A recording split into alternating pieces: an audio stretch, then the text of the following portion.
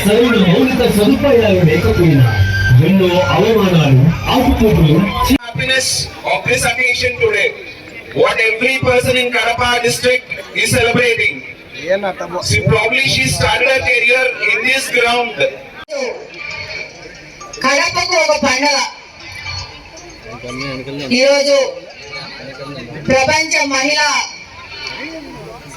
Cricket cup సాధించి అందులో మన కడప జిల్లాకు భాగస్వామ్యాన్ని చేకూర్చి మనలందరినీ తలెత్తుకొని గర్వంగా మనమందరూ భావించే విధంగా ఈరోజు శ్రీచరణికి శుభాభినందనలు తెలియజేసుకుంటాను. మొదటిగా ఒక చిన్న ఇందాకే అడిగాను, అంటే చాలా వేరుగా ఈ అవకాశం వస్తుంది, వరల్డ్ కప్ గెలిచిన తర్వాత మీ ఫీలింగ్ ఎలా ఉంటుంది అని చెప్పేసి ఎవరు చెప్పలేరు.